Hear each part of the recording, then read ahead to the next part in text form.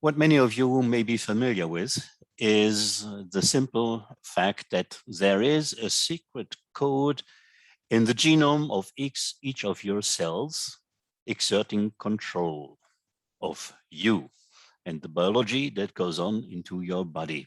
And I'm not speaking about the genetic code, of course, but it is something more subtle, more sophisticated. When you look at this piece of DNA, for instance, you may not notice, but there is already something encoded in here. There are encoded signals that tell your molecular machinery what to do next. To show you more in a metaphoric way how this kind of code works, let's have a look at this series of symbols, just letters, right?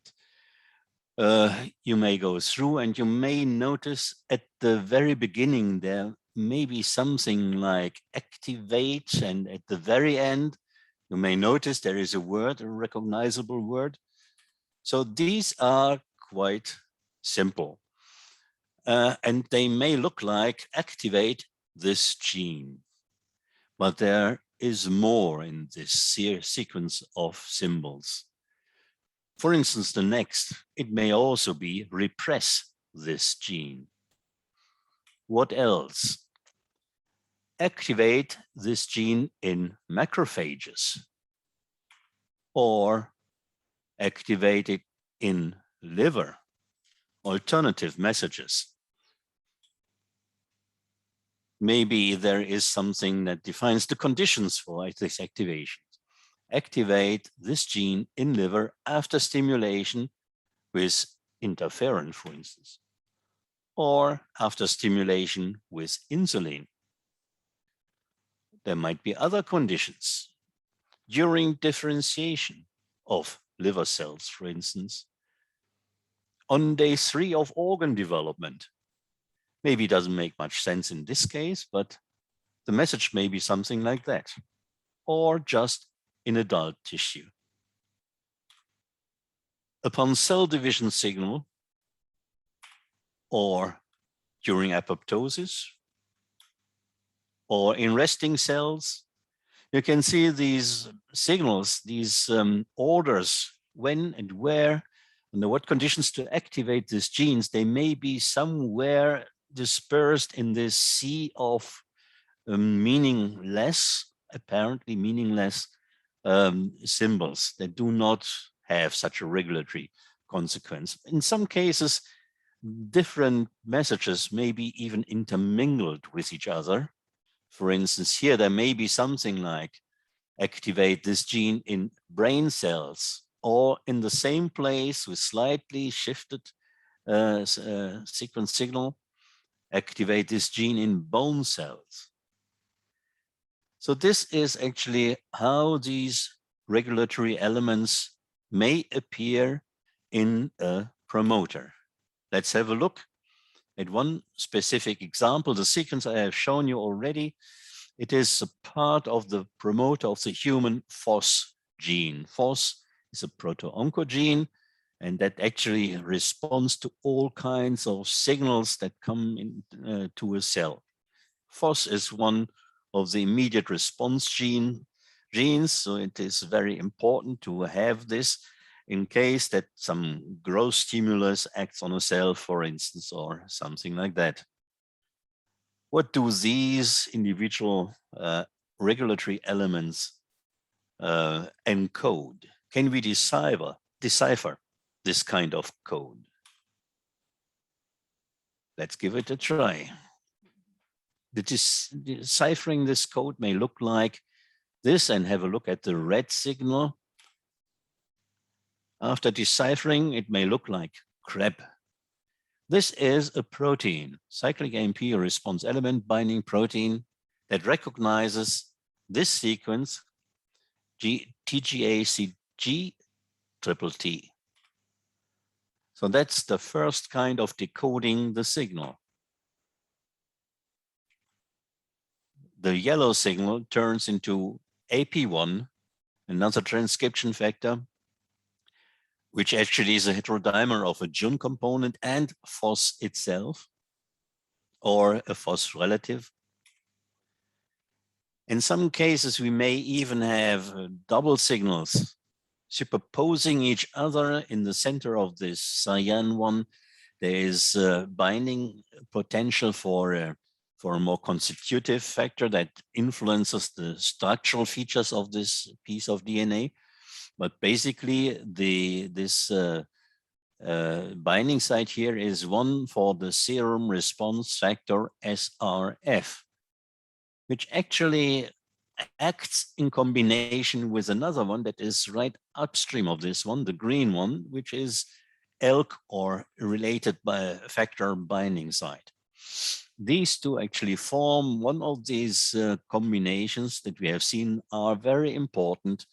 We have seen that in Alexander Kell's talk, to define specificity of the regulatory influence, in this case by two interacting cooperating factors, which due to their cooperation extend the specificity by simply extending the size of the recognized sequence. When you have a look at the purple area, there is also an overlapping binding site highlighted by the underlined nucleotides, which is for a general factor TF2I. But mainly this is a STAT binding site, and STAT proteins also are proteins that respond to all kinds of receptor-mediated stimuli coming from the outside of the cell. So basically all these factors that we see here have the potential to react in response to certain cellular signals. Cyclic AMP, for instance, and many other phosphorylation cascades. The two gray ones, by the way, are experimentally less well characterized. The left one, the upper one, actually is most likely an E2F binding site. It is known that E2F acts on the CFOS promoters, and this most likely is the binding site. And of course, there is this nice Tata box, which binds to TBP, but that is not experimentally characterized in all individual cases. That's not necessary. So this is the first level of decoding regulatory signals that we have in a promoter. It's like a language composed of individual words, and all these words together give the full sentence that defines the regulatory features of the regulated genes, CFOS gene in this case. Now we can ask, would be interesting to have a kind of dictionary. Is there a dictionary of regulese? Regulese, I call it the language of regulation in the cell. Is there such a dictionary? And of course there is one. It is our TRANSFAC database. The core of this database comprises a relation between transcription factors, transcription factor table, and the table of transcription factor binding sites. Of course, it's the many-to-many relation in SQL speech, which means that each transcription factor binds to many sites. That's clear, but also that each individual binding sites can interact with more than just one transcription factor. Can we learn something about these words? How do these words look like? Is it like a restriction enzyme recognition site, always a certain pattern as what we have seen with the CFOS promoter may be suggested?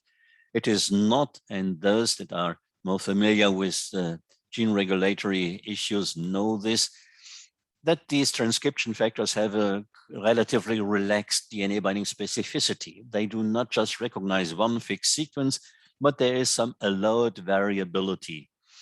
And when we make an alignment of all, say, experimentally known binding sites, as it is indicated here in the middle right part of this slide, we do an alignment of all the known binding sites.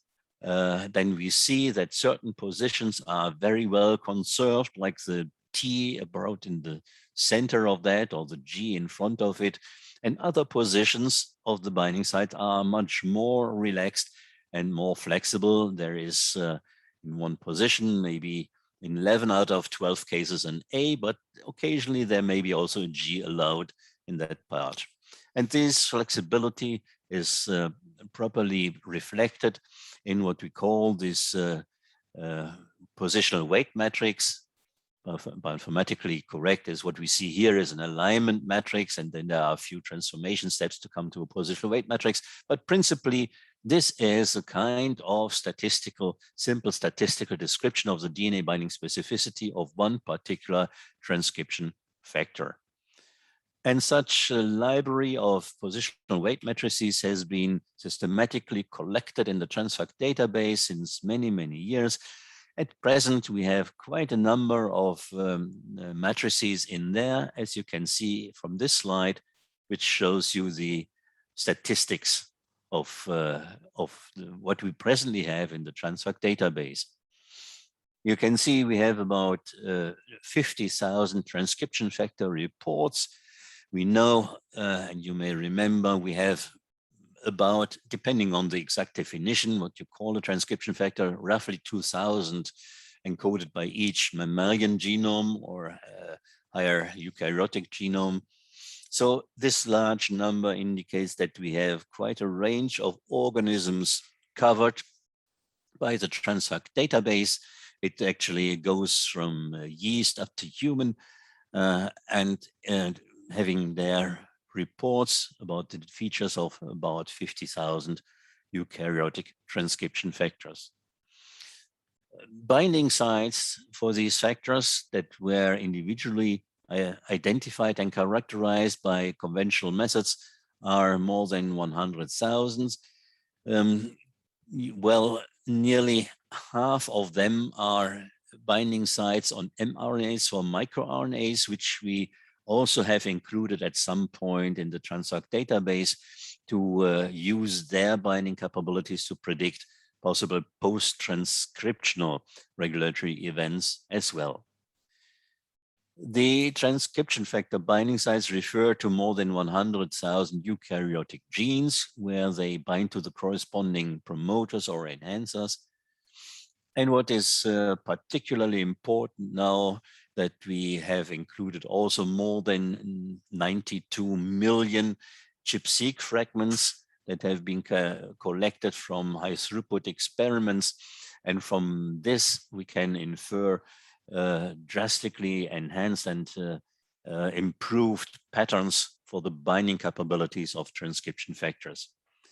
So that all together, we came up with about 10,290 positional weight matrices that are now collected in the matrix table of the TRANSFAC database. Recently, we added some more interesting features that are combined here. The most recent achievement was that we included reports about enhancers. That is mainly taken from the FAN database, where we have now composed 200,000 enhancer reports in our the TRANSFAC database. In addition, from other high throughput experiments, we have more than 15 million DNase 1 hypersensitive site fragments that, of course, sometimes refer to the same site but come from different complementary experiments. And we have more than 1 million fragments that document different histone modification patterns. And more than 51,000 DNA methylation fragments are there. Let's have a brief look into the present status of the TRANSFAC database. Of course, there is a search interface. Actually, there are several ones that you can switch between. I show you at least two of them. That's the standard search interface where you can search for individual genes, proteins, almost specifically transcription factors, diseases, microRNAs, and other tissues, matrices. And this is how the site report about an individual transcription factor binding site looks like. So you have exactly the binding sequence that has been found in the promoter of this very gene that you have in the first line. It is, again, the FOS oncogene. In this case, it's the one from the mouse. You have the exact positions relative to the transcription start site. And you have a couple of other important information points here. Of course, in the core is the information about the transcription factors that bind to this site. And here you see it is the CREP site, but it is also the binding site for a Jun relative, which is the ATF2 transcription factor. And there is more information about the experimental details that led to the identification of this binding site. And of course, there are cross-links to other databases, and references are given for this as well. Corresponding with that, we have transcription factor reports, where we have all kinds of information about, in this case, the human C-FOS transcription factor, disease associations, the gene ontology assignments for the molecular function, in which biological processes this is involved, and in which cellular components for transcription factors, usually it is in the nucleus. You can also see here the remark that part of it, that's the drug part, you see only when you also have a license, not just for the TRANSFAC database, but also for the human PSD. Then you get even drug information for a transcription factor that is druggable at all. There is a detailed expression pattern documentation. And again, in combination with our databases, human PSD and TransPath, you have also information about pathways this transcription factor is involved in, usually as an endpoint of a signaling cascade. For instance, as you can see here, of the EGF or TGF-beta pathway, they point to the CFOS transcription factor. And yeah, well, there is also information about the transcription regulation of the transcription factor gene. Here, as it's the human CFOS gene, how this is regulated. And here you find the map on the genome scale of, in that case, again, the CREP binding site that we have also seen as the red regulatory signal in the beginning.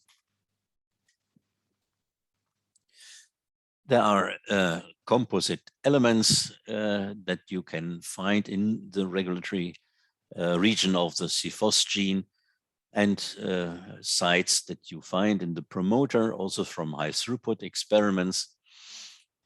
And what is particularly important, of course, is the list of sites where the FOS protein binds to and which genes are regulated by this binding. Yeah, as you know, there is a rapidly increasing number of ChIP-seq of our other high throughput data that we have documented, as you have seen in the statistical overview. And you can invoke each of these experiments and the number of binding fragments you see here, the cell line that was used to do this experiment. And you can go further into the details and identify individual fragments if you wish to do so. So this is a combination of the positional weight matrices, a list of the positional weight matrices that have been composed, either were taken from the literature or were put together by our staff. And each of these matrices is represented here not just by the identifier in the center of the table, but also by a sequence logo plot on the left-hand side, so that you can see immediately whether there is this is a matrix that has a very well-defined hard core of the pattern. As you see in the, for instance, in the first logo plot, there are 4 positions that are well-defined TGAC, whereas the second one is a weaker matrix where only 3 positions could be identified as clearly defined in the corresponding alignment. Okay, there's information how the FOS mRNA expression is regulated by microRNA binding sites. And there is information about the CFOS protein itself. Its sequence, you can go to the sequence information about CFOS and its different isoforms, splice variants, and so on, and information about post-translational modification, how they are achieved if you have also the combination with human PSD transpath available on your side. And at the very end, there's an extended list of cross-database links and of references. Actually, there is also a section about free text annotations of important features that our annotation staff came across with and found it worth to be added here as additional annotation and comments. Let's have a short look also at the reports that give the information about the positional weight matrices. It looks like that. Sorry. And you see here that there is you have 2 different matrices which are simply reflecting the pattern, how it appears on the plus and the minus strand of the DNA. Usually when we do the alignment, we optimize it that at least that you get certain positions with an optimal conservation. In this case, you see it is practically the whole pattern that is very well conserved, and it's a symmetrical pattern also with a symmetry center at the central, the 4th, 5th position of that motif, and a list of related matrices for the same factor. You see there is quite a number of different matrices for one factor that come from different experimental approaches, usually from different high throughput sets or collections of conventionally identified binding sites. Yeah, which of these matrices is best to use finally to identify potential binding sites is another issue which will be addressed later on. There is quite a number of tools connected to the database, and they are already available since quite some time, where you can identify potential binding sites in individual sequences or browse ChIP-seq data and many more. That's not new. That's just to remind you that there is already quite a number of functions available, has been available for quite some time with the TRANSFAC database. But the interesting question now is coming back to our regulatory language. Is there a way that we can use TRANSFAC to learn regulese, that we can learn this regulatory language of the human cell? In other words, can we infer somehow the semantics, the syntax, and the grammar of the regulatory language of the genome, making use of the TRANSFAC database and learning from known sentences that make sense in this kind of language, what the language really is? Or at the end, in the worst case, have we a chance to learn this language only when all the possible texts, all possible poems, all possible novels that we can formulate with that language have been written down and we have a full empirical description? That would be very unsatisfying, right? If it's only empirically possible for each and every sentence to learn by new experiments what this sentence actually is meaning. Now, the aim must be, of course, to understand at the end this regulatory language. We try to make another step towards that goal by, with our newly designed, newly developed TRANSFAC 2.0, which is enriched by certain very exciting functionalities, one of which I will show you in the following. I go back to the TRANSFAC interface that you may know. And there is one particularly interesting feature under the search option, which is the ontology search, the second search part, which provides you with interesting features.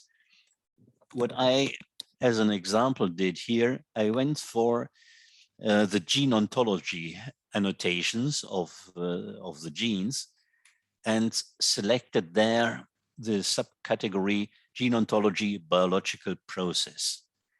That's comprising 126,000 different genes. I went further to the subcategory developmental process, anatomical structure development, and at the end, I came up with something like muscle structure development. One more step guides me to the category muscle cell differentiation, and you see that's comprising 681 genes that are assigned to this category.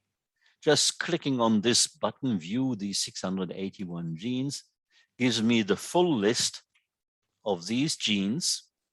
And you can see in the third column, there are human and mouse genes, probably some rat genes will be in there as well. Doesn't matter, although the next step will deal only with the human ones, but this is automatically filtered.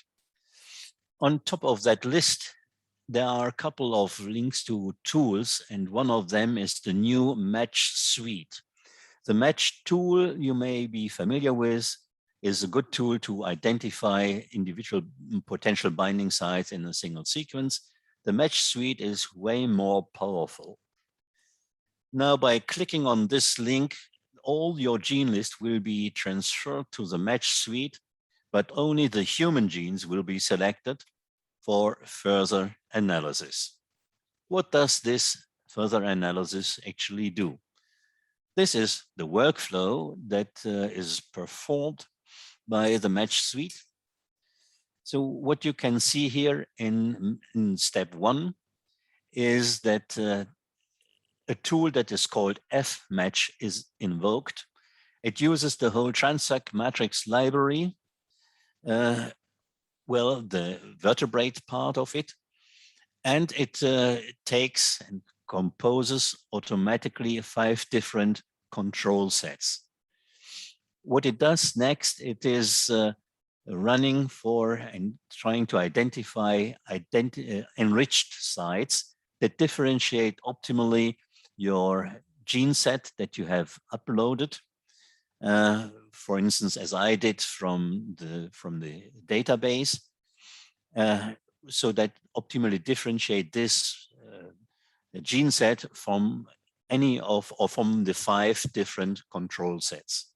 You come up with a list of enriched sites, and interestingly, then that's also a very important new feature, is then the next step, step 2, which is called here orthologous and paralogous extension and redundancy filter. The total list of enriched binding sites may have quite a number of potential matrices and transcription factors that may not be functionally relevant in the biological context that you are interested in. Either the factors are not in the tissue, or it is for other reasons irrelevant. So therefore, we added now a number of steps that allow you to specify the biological context of your analysis, as well as to reduce the redundancy that, for instance, leads to pictures that you have seen in Alexander's presentation that may cover the whole genome sequence multiple times. What we do, first of all, we do kind of orthologous extension. If a certain position weight matrix, for instance, that we have in the library is just linked to a mouse transcription factor, we also map it to the orthologous human transcription factor. Why can we do so?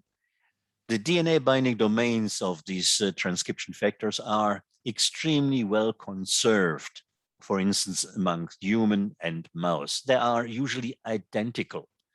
So a site that is recognized by mouse transcription factor will also be recognized and bound by its human orthologue. So that's the first what we do whenever we have a motif linked to a mouse transcription factor or rat factor. It will also be used to analyze human sequences and will be assigned to the corresponding human transcription factors as well. More importantly and interestingly is the paralogous extension. Many human transcription factors have a number of very much and closely related factors in the same genome. We call them paralogs, although in the evolutionary strict sense, they may not be really paralogs, but they are at least very closely related transcription factors that also share the DNA binding domain with the one that may be linked to a particular positional weight matrix. So we expand then the list of transcription factors that are potentially binding to our analyzed sequence to all the paralogs that we know about, but for which we may not have a positional weight matrix. They may have never been investigated in such a detail, but nevertheless, all the sequence comparison tell us they may bind to the same sites as those that were predicted for the original factor. This is what we call the paralogous extension. So we take also all paralogs as possible binding partners for a certain site. Now you may think, well, but anyway, we have already such a huge redundancy of binding sites. What's the sense of increasing that even more by extending to orthologs? Well, that may be acceptable, but even paralogs. Well, now the real trick comes. We also invoke a redundancy filter. And this redundancy filter, for instance, tells you which is the most likely factor that really binds to that site out of the whole list that we have generated, because it is simply the one that is active in this tissue that you have analyzed. So the system will ask you, the match suite will ask you at a certain point, which is the tissue that your gene set has been derived from.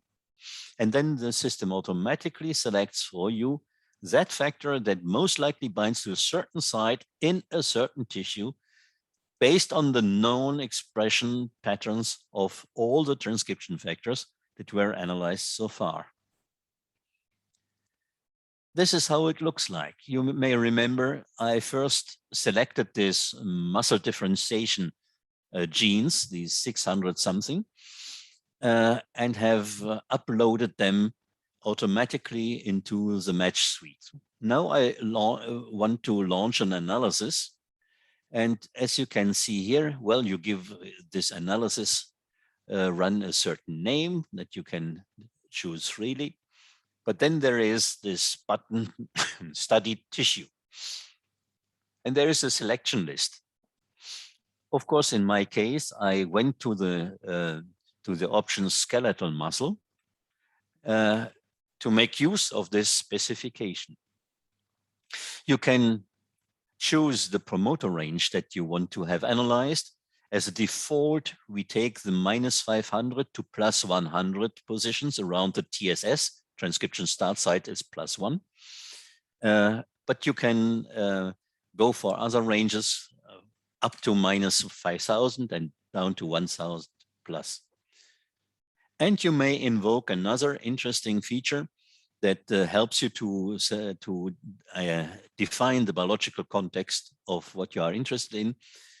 That is the last option, narrow my gene list to genes coming from a certain gene ontology category. Usually you may be interested to do that for biological processes.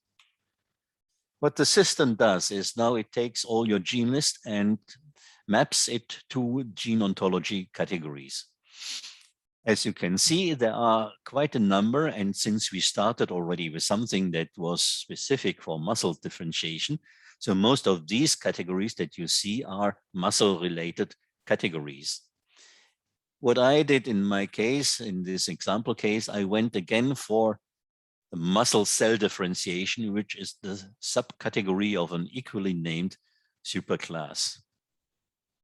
So that I selected, and I came up with just 57 human genes selected for this subcategory and run the system. Now I jump right to the results that are displayed in a number of tables.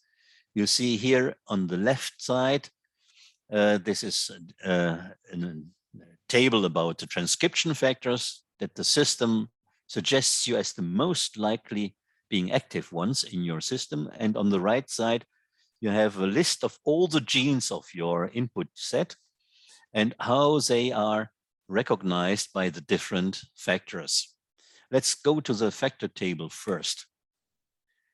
That what you see here on the left-hand side is the overview of factors.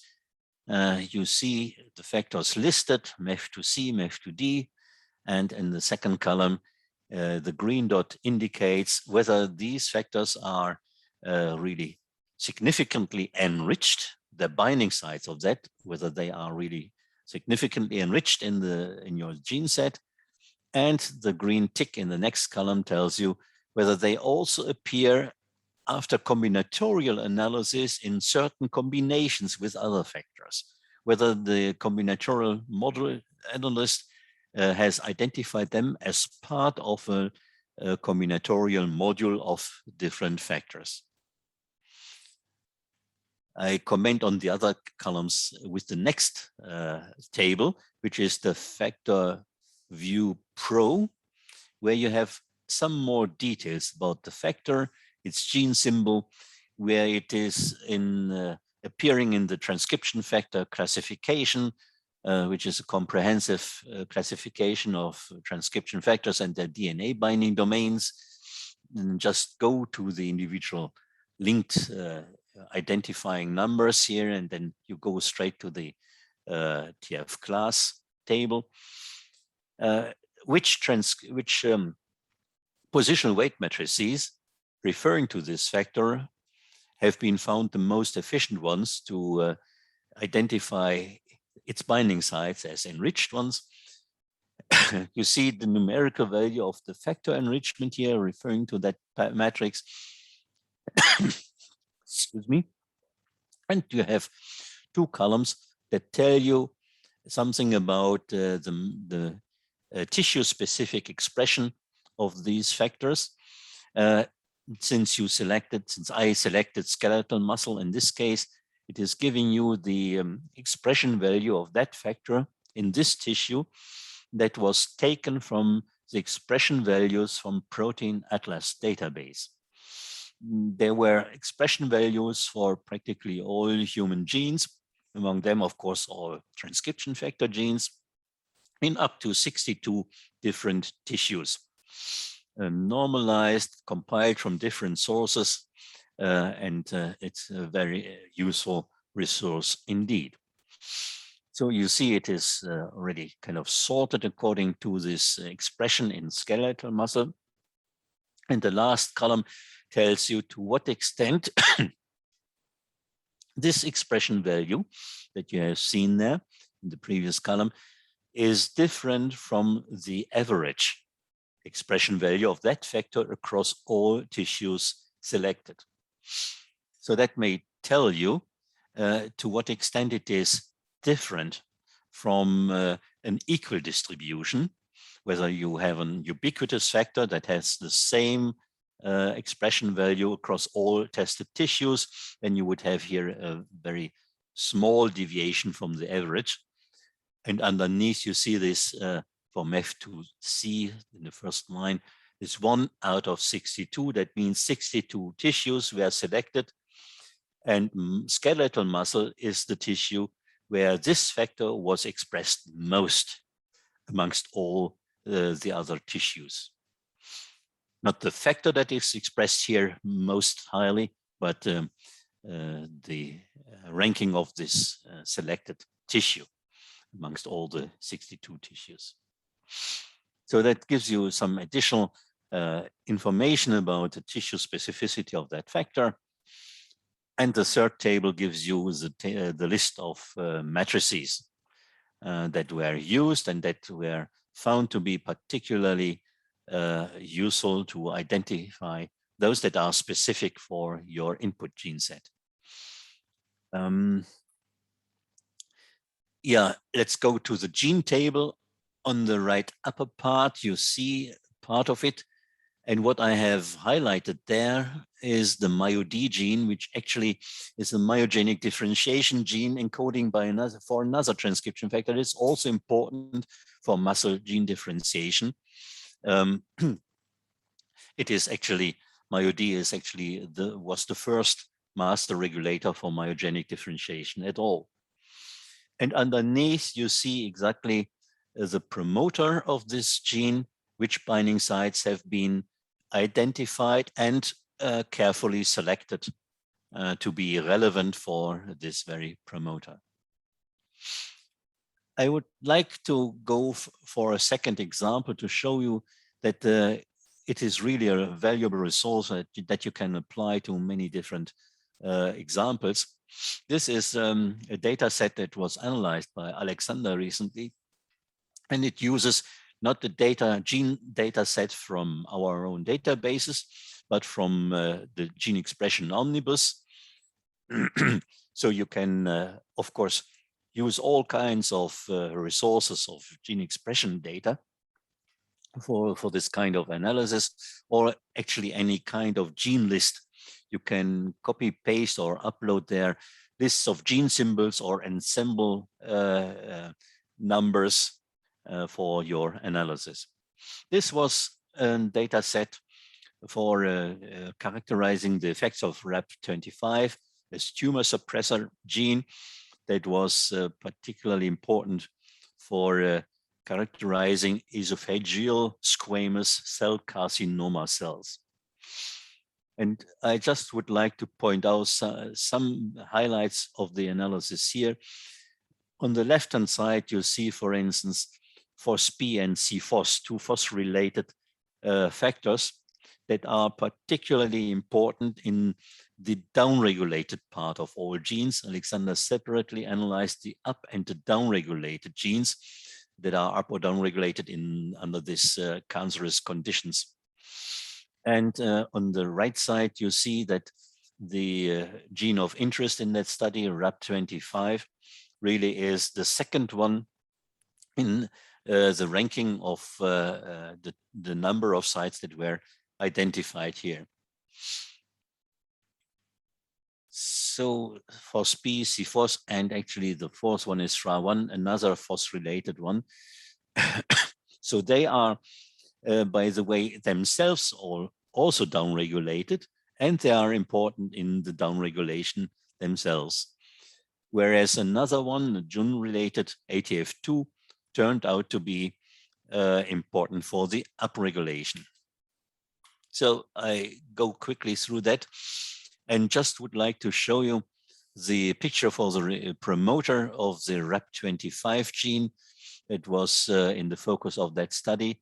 And here you see the binding sites of FOS and ATF2 at the same site. They bind to the same site, but one was up, the other was downregulated, and such a kind of switch between related factors is something that you see quite frequently in many cases. Immediately upstream of that, you see the binding of another factor, GRHL1, which actually is a very important factor for epithelial cell differentiation in any context.